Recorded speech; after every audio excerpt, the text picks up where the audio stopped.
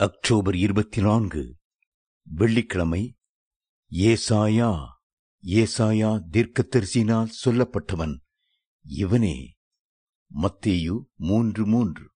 இன்றைக்கு தீர்க்கதரிசிகளிலே மாபெரும் தீர்க்கதரிசியாய் கருதப்படுகிற தேவனுடைய தாசனாகிய ஏசாயாவை சந்திப்பது நலமாயிருக்கும். ஏசாயா என்ற வார்த்தைக்கு யெகோவாவின் இரட்சிப்பு என்பது அர்த்தம்.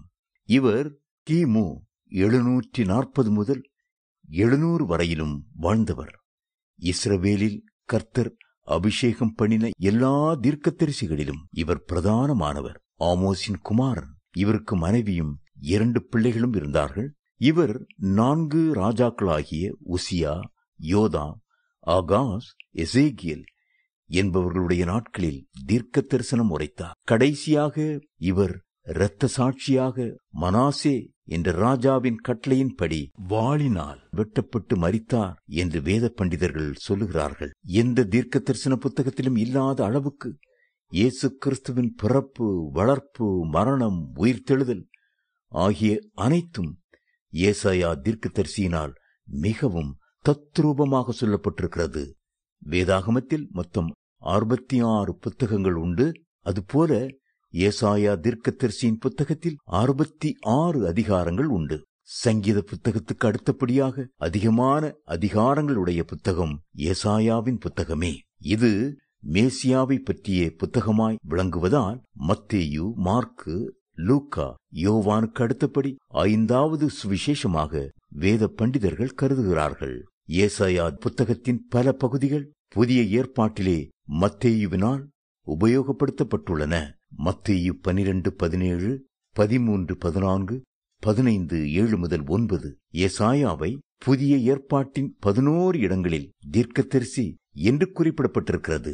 தீர்க்கதரிசி என்றால் யார்? பின்வருவதை முன்னறிவிப்பவன், கர்த்தருடைய வாயானவன், கர்த்தர் சொல்வதை ராஜாக்களுக்கு முன் நின்று தைரியமாக கர்த்தர் உரைக்கிறார் என்று சொல்லுகிறவன், ஜனங்களுக்கும் கர்த்தருக்கும் நடுவே பாலமாக நிற்கிறவன்.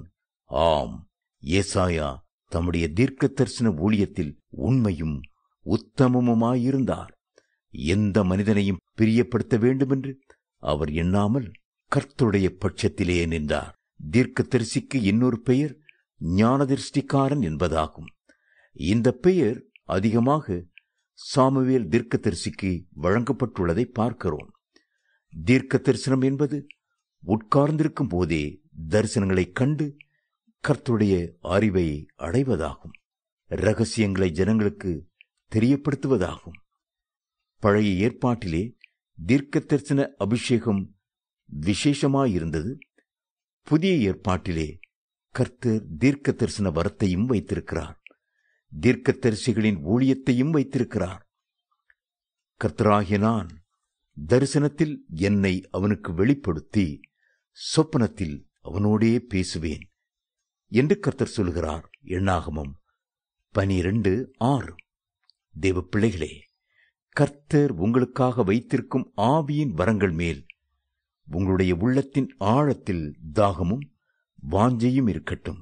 அப்போஸ்தலனாகிய பவுல் சொல்கிறார், அன்பை நாடுங்கள், ஞான வரங்களையும் விரும்புங்கள், விசேஷமாய் தீர்க்க தரிசன வரத்தை விரும்புங்கள். 1 கொரிந்தியர் 14:1. வரங்களில் வித்தியாசங்கள் உண்டு, ஆவியானவர் ஒருவரே. ஊழியங்களிலேயும் வித்தியாசங்கள் உண்டு, கர்த்தர் ஒருவரே. 1 கொரிந்தியர் 12:4-5.